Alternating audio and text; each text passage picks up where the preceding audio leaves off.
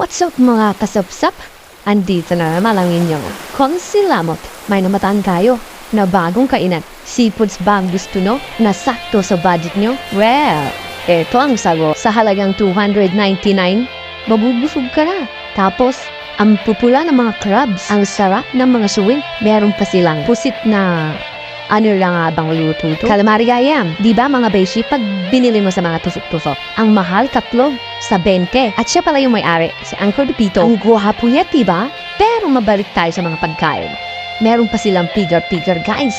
Tsaka fried chicken. Pero siyempre, mahilig ko sa seafoods. Hindi na ako kumuha ng mga fried chicken yan, tsaka mga beef na yan kasi nakakasawa. At alam nyo, ang tatabaan ng mga talaba. Parang yung sagka ng inang. Sarap. Ay sauce. Siya?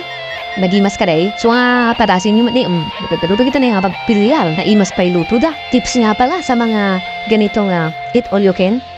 Wag kang kakain ng rice para hindi ka madaling mabusog. Pero, kita yung basit. Pati sobra, mati. Paaka maimpatyo. At para iwas high blood, huwag kalilimutang dalhin ang lusartan. Edi wow. Sa mga hindi pa nakakalam, eto sasabihin ko na.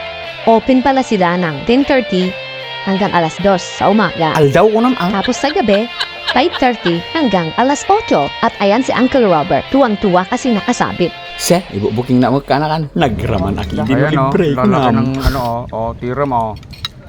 Ang kapaya, ang suksukilan. Maya, ma. Tapos may paparigip pa o. Bagi magamit yung pinito. Don Pipito.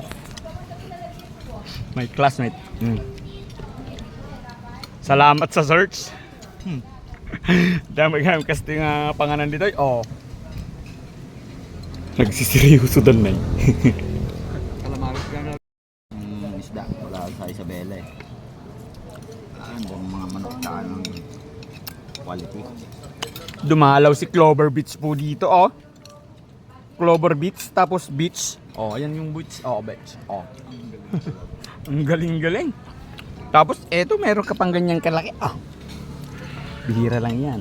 Pagka yung mga kakilala lang binibigyan.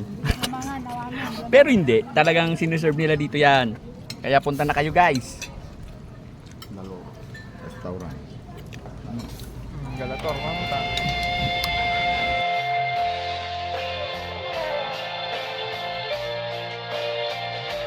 Thanks for watching, guys.